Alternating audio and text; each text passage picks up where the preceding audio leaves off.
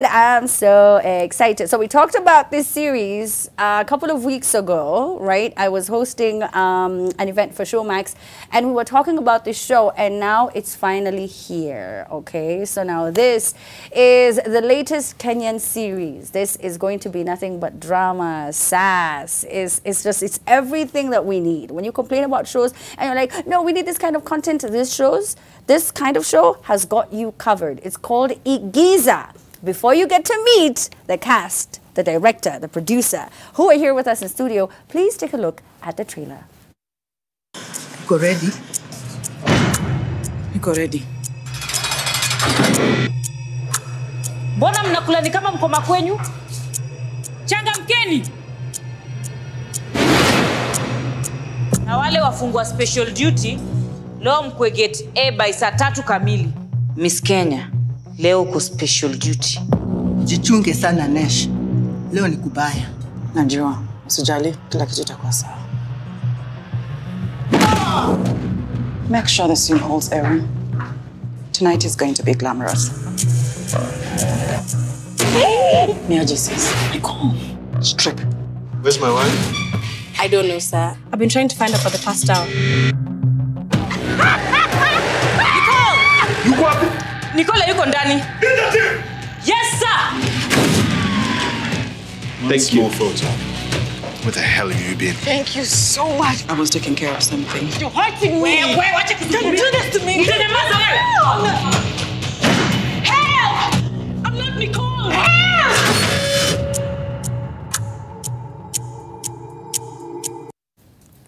Set against the backdrop of the Nairobi's fashion industry and the money laundering business, it's all about revenge, sibling rivalry between two twin sisters, Nicole and Linda. And here they are telling us more about it. Hey, Serah. Hello. So we've got celebrated actress, award-winning actress, the beautiful, the gorgeous Serah Teshna, who's with us in studio. And then, like I told you, if you want to join, there she is. Just have your moment, Serah. Have your moment. She has acted in so many incredibly amazing films and series here in Kenya. And you know her as, wow, the star of so many different shows. You have really just been working. You've been grinding, eh? And she's also a TV presenter, all right? So she's hosted a couple of TV shows, but acting is what she loves the most. Absolutely. And then we have Abdi Shuria. Assalamu alaikum, Abdi. Yeah, I'm called Amina Abdi. So practically my dad is with me on the show today. Hi, Abdi. Hi, how are you? Abdi, you know, I was going through your resume, and you have done a lot, but you're very humble. And you don't want to speak of them, so we're going to chat. Don't worry, I will brag for you. I will brag for you. And of course, Kevin Samuels is no stranger to the screen. Hi. Hey. How are you? Your skin is glowing. You all look so good. Welcome to the show. Kevin, you've been away. Yeah. Why have you been away? You took a break? Yeah, well, actually, I technically am still living abroad. My family's based in Paris, so I was just here for a certain amount of time. And so this show came up on my radar, and it's not really a return to the screen. It's just kind of like my one last TV series to do. You mean series or just like generally in acting? In acting. You're retiring right now on my show. That's when you decide I wanna announce my retirement? No, I've already done this. Oh, okay. So Yeah. What about Igiza made you want to come back? The first thing was the last show that I did, which was very popular based on this network, Mali, was very intense. It was 10 years ago. And I remember after we finished, a lot of us were kind of very traumatized, to be honest. It was a very, very difficult production. We created something amazing that we're very proud of, but a lot of us sort of just like left the scene after that, went on to do different things. Some people obviously stayed in acting. And throughout the years, there's just always been an itch. I'm just like, I wish I could close this chapter out in a satisfying way. I really wish I could have something that I can say that was worth hanging my hat up on. And Mali wasn't it? You were such a huge star. We loved the show. The experience of Mali was interesting because the reaction and the appreciation of the show was unfortunately so different from the actual making process of the show. So there was this sense of we created something very, very important it seemed and something very entertaining, but for a lot of us as actors and crew as well, we just kind of, we wanted to take a break from that whole scene because it had become toxic. And so to be able to get onto a production that I could feel would be safe, that would be collaborative, that would allow me then to just focus on the work, because a lot of times in Mali, you're not just focusing on the work, you're also focusing on managing situations and energies and things like that. So, you know, I wanted to do something where I could just focus on the acting and focus on the character development. Yeah. Serah, I'm seeing you agreeing with every single one he's saying. And you took a break as well, but you were, you know, experiencing the joy of motherhood. Absolutely. You know, for me, this is my comeback project. So I was telling myself, when I come back, I have to do something that is very meaningful and something that will have a huge impact, not just for me, but also, you know, for me as a mom, which is something very new. And, you know, fortunately, I was called for the auditions and, you know, the rest is history. Now we're here. Yeah. Yeah. But you were agreeing to him, you know, talking about how toxic the, you know, the industry can be, which I feel like you have to join it to understand. It can be very difficult and very challenging. But I heard you were like, you almost wanted to say hallelujah, preach on, you know, so because you understood where he was coming from as a thespian. I think a lot of people don't understand what really goes into making a very good project or just projects in general. And sometimes we as actors are, you know, forced to do more than just acting and managing situations in the production and whatnot. I have been in that kind of a situation, so that's why I completely understand where Kevin is coming from. So, you know, him coming back just to do this final project means a lot. And, you know, working for Abdi, and I'm not saying this because Abdi is here, I mean, he's an amazing guy. And he's made sure that we as actors are very comfortable and giving us the right resources just to make sure that our characters and what we are meant to do on set, you know, it's very easy. Yeah. Abdi, look at you. Just receive the flowers, okay? Receive the flowers. It's just the beginning of Take it, you know. And this is so fun. You know, Abdi started out, he was doing commercials. So for people who do commercials, they do not want to be seen. They don't want to be known. They just want to be behind the scenes. So thank you for doing this on my show. That's all right. I appreciate it. So, Abdi, please tell us all about Igiza. Wow. So Igiza, as you mentioned earlier, is a story that's set in the high-stakes fashion industry of Kenya, and also in the money laundering industry, aka the wash industry, which, you know, we are all familiar with. It's just somehow there in our daily lives, right? And it's almost like an unspoken secret that everyone's aware of. And I think that's what attracted me to that world. You know, I'm always attracted to sub underworld, you know, the underworld, or just subcultures that you don't usually get access to. I feel there's, you know, they have potential for a lot of rich stories, and it's just an untapped well of stories that need to be explored. And when we keep on talking about telling our own African stories, I mean, this is one place to start, which is our reality, our surroundings, what we know. And, you know, like I had mentioned, you started out doing commercials. Now you are doing films a couple of years later. How was the transition from that to cinematography? Quite seamless, actually. I still do commercials, by the way. Of course, we got to make that money, Abdi. We got to make it. You know, filmmaking, and especially narrative filmmaking, has always been a passion of mine. That's where my backbone is. And it's a completely different endeavor, and I think I enjoy it a lot. Right now, the mind space I'm in right now, it's such an amazing experience, especially when I get to work with people like Serah and Kevin, who are so talented. I barely have to do anything when it comes to directing. You're like, I'm like, guys, action. just stand there and do your thing, and magic happens. Yes. So, you know, it's just a treat to work with them. Yeah. It just makes your work that more easier, right? Now, you studied film at the Academy of Arts at the university, in a university in California. What role did the teachings at the distinguished institution play in your career? A lot. But, you know, I think with a lot of courses that you do in college or whatever, they vary so much from what you learn practically, and on the ground, it's completely different. So, you know, I came back with all this knowledge, and it was all theory-based, but adapting to the Kenyan market took some time.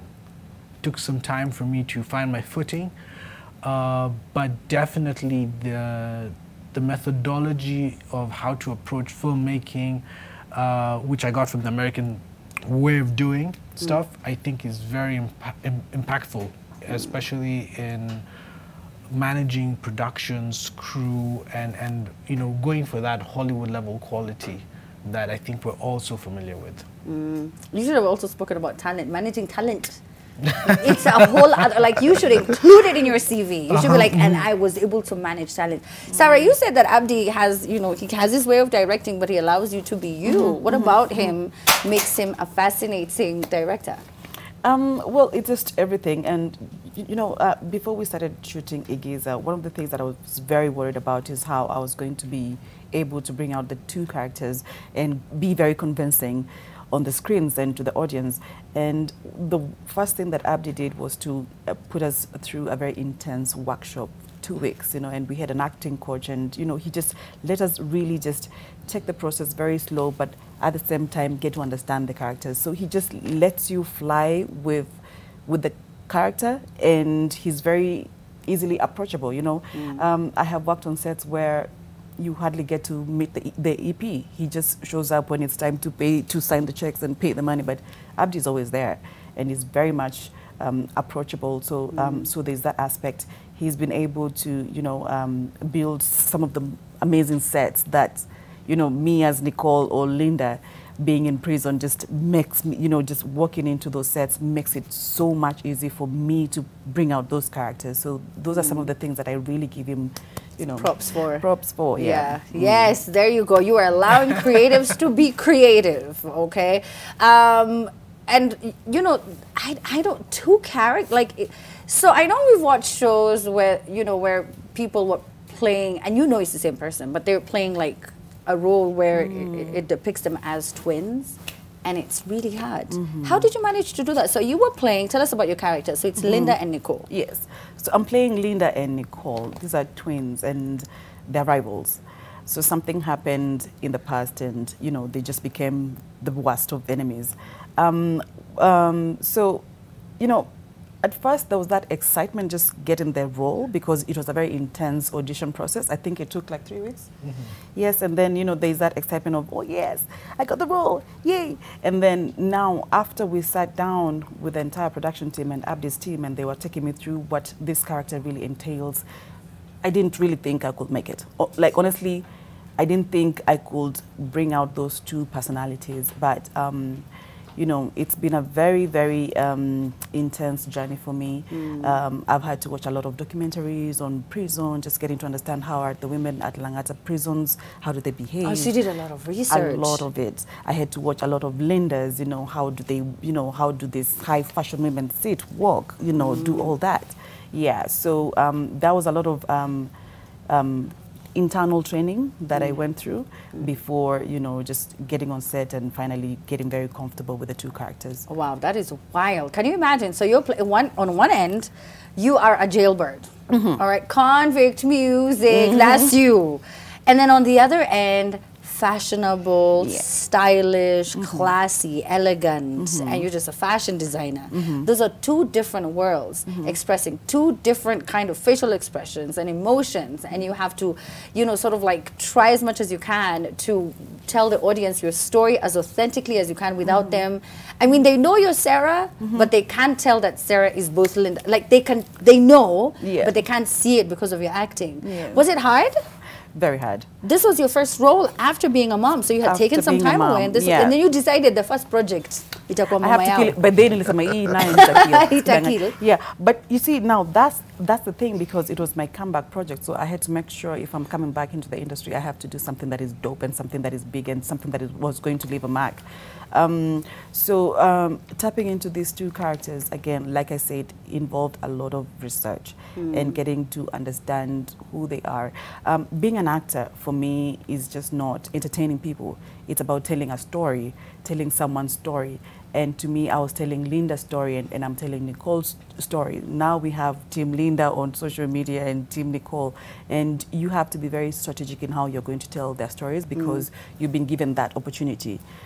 So it was about telling a story of women who've been wrongfully put in prison, women who are going through sexual abuse in prison, women who are going through sibling rivalry. As you said, we have families that are so disconnected because of that. Sure. So, you know, just having that in mind constantly makes me push myself to the limits, yeah.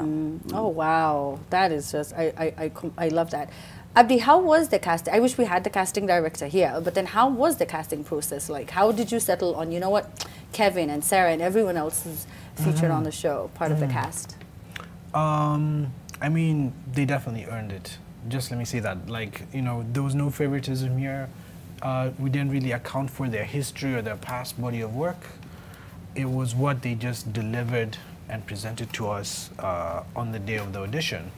And as Serah said, we had to do the audition multiple times just to make sure that, you know, when we see their first performance and interpretation of the character, we were looking for a lot of different things. You know, we're looking for their IQ in regards to understanding the subtext in between the lines.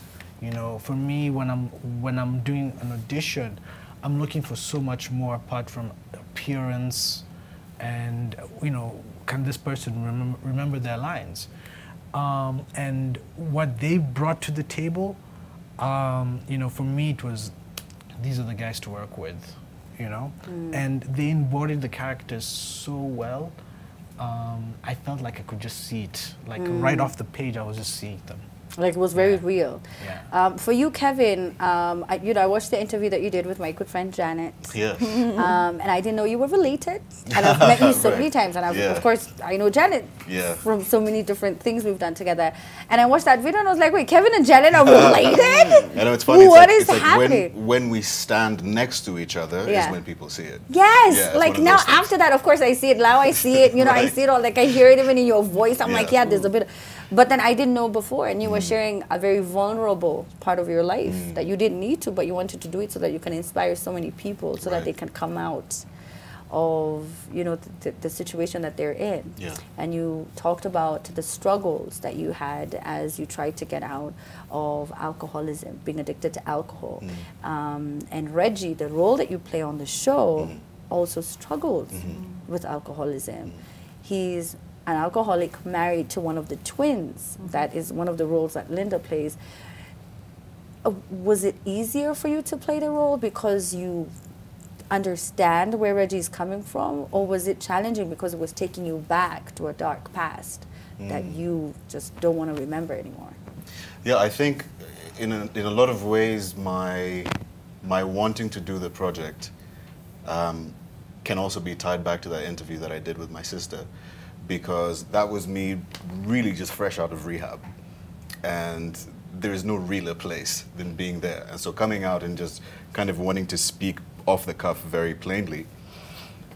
Fast forward to getting casted as Reggie, what I realized was, see, Reggie as a character, in terms of the character Bible, he's a few years older than me, I think maybe 2-3 years older than me. So the way I approached the role is, who would I have become if I hadn't sorted myself out?